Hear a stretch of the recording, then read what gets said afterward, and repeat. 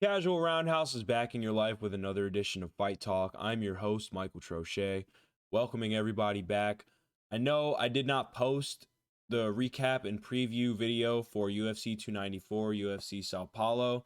Had some personal matters pop up that I had to handle, along with there being a week in between UFC 294 and the UFC Sao Paulo card where there was no fights whatsoever. So it was just one big blunder. But we're going to switch up the style now. We're just going to do a one fight card per video basis from now on.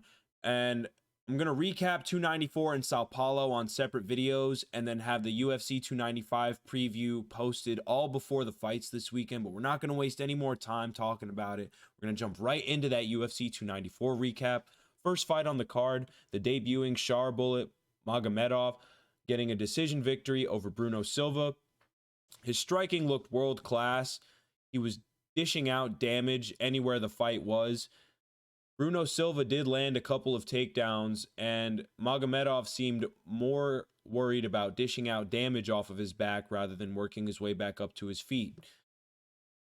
I think the damage off his back contributed to him winning the decision, but if he doesn't sharpen up that takedown defense as he fights his way up into the middleweight rankings, that could present problems for him stylistically.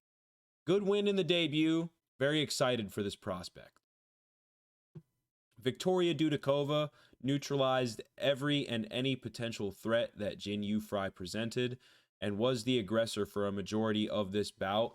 She also just showed a general comfortability wherever the fight went and just kept the fight under her control. And it was very obvious in viewing this. And she won a unanimous decision.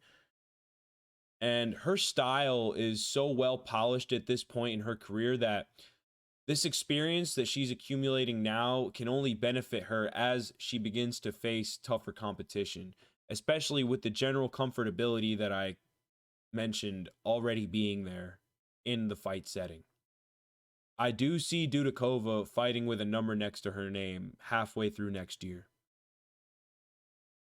Nathaniel Wood versus Muhamad MV. This was a fight that honestly frustrated me because I told everybody to keep an eye out on it. And despite both guys landing shots early and hurting each other, fouls, low blows plagued this fight, courtesy of Muhamad MV. And it was unfortunate because the fouls caused a halt to the action, which stagnated the fight as a whole, and it didn't allow either guy to establish a rhythm on the feet. And so once the action did resume, a majority of the fight consisted with Naimov controlling Nathaniel Wood in the grappling, which led to Naimov winning a decision. And the scorecards would have probably been a little bit different had the referee decided to take a point for the low blows that Naimov was constantly throwing. It's a good win outside the fouls for Naimov. He's now 2-0 in the UFC against tough competition. I wouldn't be surprised with him fighting for a ranking after maybe one more win. Anshul Jubli versus Mike Breeden was probably the most entertaining fight on the card from start to finish. It just had a lot of unfortunate circumstances revolving around it as well.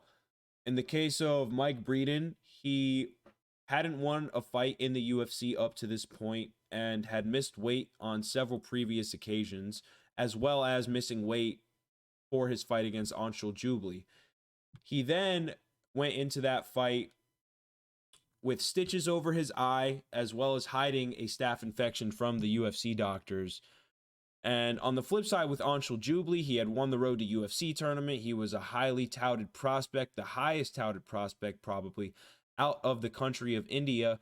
And early on in the fight, it looked like he was going to be able to cruise to a decision victory clean.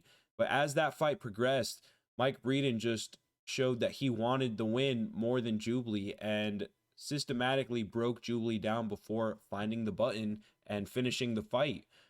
And it's unfortunate that a man who missed weight, fought with a staph infection and a stitched up eye, and hid it from the UFC officials, beat the highest ranked prospect out of India, because since the UFC has parted ways with Mike Breeden, so he's no longer in the UFC, and a loss like that for Jubli is a valuable loss because he can take a lot from it, but it's still unfortunate considering the guy he lost to didn't make weight and fought with a medical issue. Dumas versus AbuZitar. Very similar scenario to the Nathaniel Wood Muhamad MV fight. There was just some fouls that never allowed for either guy to establish a striking rhythm, and for that, a majority of the fight had to be judged off the control time that Dumas was accumulating over the course of the 3 rounds, which is what gave him the decision victory. Dumas has now won 2 fights in a row based off control time, and as he is presented with tougher opponents in the UFC, he's going to have to switch up his approach, which I find very intriguing in his next matchup. Javid Basharat versus Victor Henry. Just back to back with the frustration. Another fight I told everyone to keep their eye on. Undefeated prospect against a very experienced, tough guy. First round didn't present us that much, and 15 seconds into the second round, a low blow causes a stop to the action altogether, where the ringside physician then comes in to try to convince Victor Henry that he was not kicked low, even though he is in very obvious discomfort. And then the fight is waved off before it even gets started. I wish the UFC would try and rebook this fight, considering how good of a matchup it was, but with all of the bad luck going on this card following it, I wouldn't be surprised if they just scrapped the matchup altogether. Very similar to another matchup that I'm going to break down here in a second.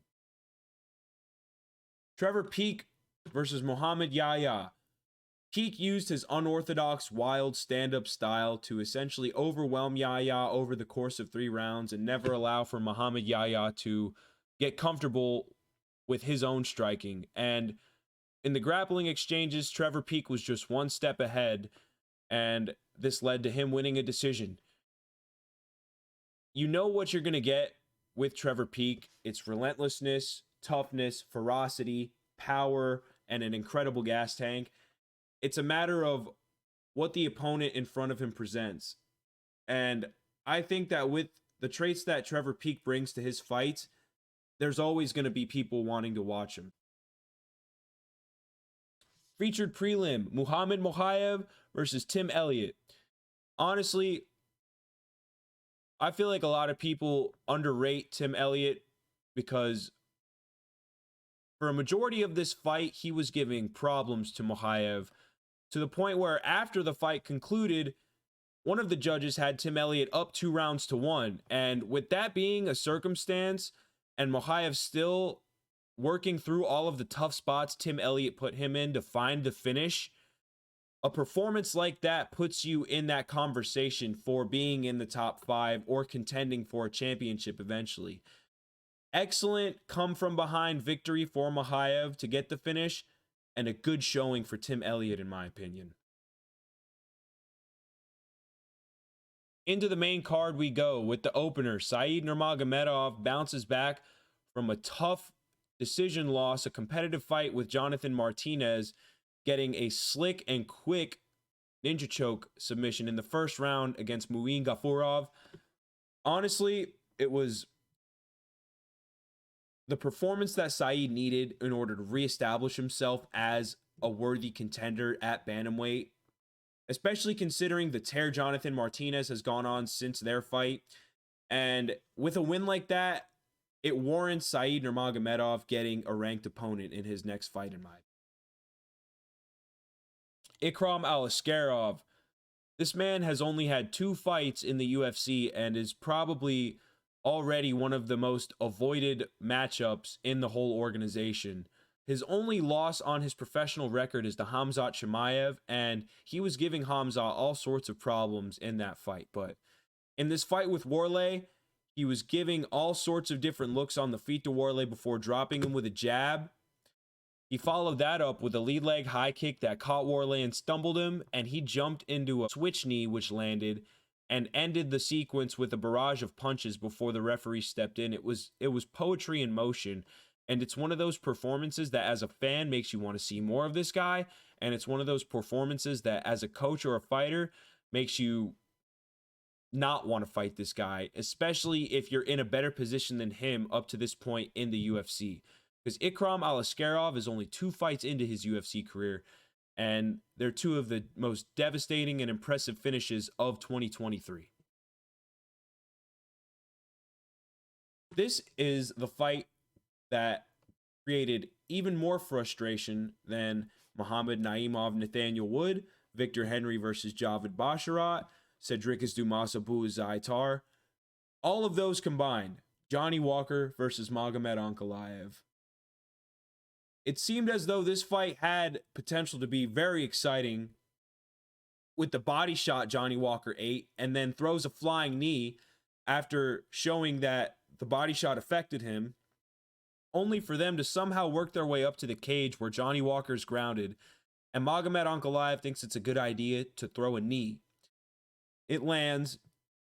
It compromises Johnny Walker despite what anybody wants to say or think, and the interactions between the ringside physician and Johnny Walker were not smooth sailing, along with the interaction then between the referee and the ringside physician, which I think was handled improperly, but the stoppage was correct in my opinion, because the body language of Johnny Walker after withstanding that knee was not correct, if you know what I mean. I would like to see the UFC rebook this fight, but as I previously mentioned, with all the bad luck surrounding this card, I wouldn't be surprised if they just do away with it altogether. Co-main event, Kamaru Usman surviving a tough first round, which could have been a 10-8 against Khamzat Chimaev, and then coming out and having success on the feet and neutralizing the grappling threat of Chimaev in the second and third round, making it a much more competitive fight than a lot of people probably would have thought. A lot of people counted out Kamaru Usman in this fight for a reason that I don't understand, as if he wasn't and isn't a former champion going up in weight, so he's not having to cut as much weight. Just because his opponent is oh so very dangerous, there's traits that Kamaru Usman took into the fight with Chimaev that people didn't take into consideration. Going 5 rounds, already being in incredibly tough fights that went 5 rounds, and having that championship experience is going to separate you. And we saw that as the fight progressed, and that made everybody on the internet essentially go, if the fight was 5 rounds, Kamaru probably would have won it. So it's a good showing for Kamaru with people counting him out leading up to it. It's a good win for Chimaev that he can take a lot away from. But considering the fact that Dricus du Plessis and Sean Strickland was booked recently, it's sort of a blessing in disguise for Khamzat, because he can take the lessons from that fight of not trying to go all out in the first round to get a finish and allowing himself to be there when it gets tough in the second and third will benefit him in his future matchups, in my opinion. This was a fight that benefited both competitors. And the main event, Alexander Volkanovski daring to be great as he tried to become a double champ for the second time this year against Islam Makhachev, who was originally supposed to fight Charles Oliveira. And this fight came together so suddenly, similar to the Chimaev-Usman fight, that it was hard to bet against Islam in the buildup, but it's hard to root against Volkanovski because of what he has shown us in his previous fights. And despite the finish being what it was, Volkanovski encouraged the UFC to keep him busy, which I don't necessarily agree with because of the way that his fight with Islam finished. When you get head kicked like that, it's best to take all the time needed to recover and be the best version of yourself in your next challenge, especially considering the fact that he's still a champion and Ilia Topuria is a very dangerous opponent. And the UFC's already booked Volk versus Topuria for January, and that is a little bit concerning. I hope that in preparation, Volk takes the proper time to recover before absolutely going all out to ensure that he is the best version of himself come fight night physically and mentally. On the side of Makhachev, the world is at his fingertips. He could challenge against Gagey, he could do the rematch with Charles still, or he could go up to welterweight and fight the winner of Colby Covington versus Leon Edwards, or even be the backup. He has put himself in a position where he can essentially do whatever he wants, and that's very powerful. A lot of people don't like Islam for whatever reason. I'm not sure why. He goes for finishes, his fights are exciting, and he fights with a purpose, and you got to respect that. This was UFC 294. There was a lot of unfortunate outcomes on this card that made it a little bit less memorable than most others, but nonetheless, it was a progressive card, and appreciate everybody watching. If you did enjoy this recap, please drop a like. This has been Casual Roundhouse Fight Talk. We've got UFC Sao Paulo's recap coming at you next. I'm Michael Trochet saying peace, and we'll see you in the next one.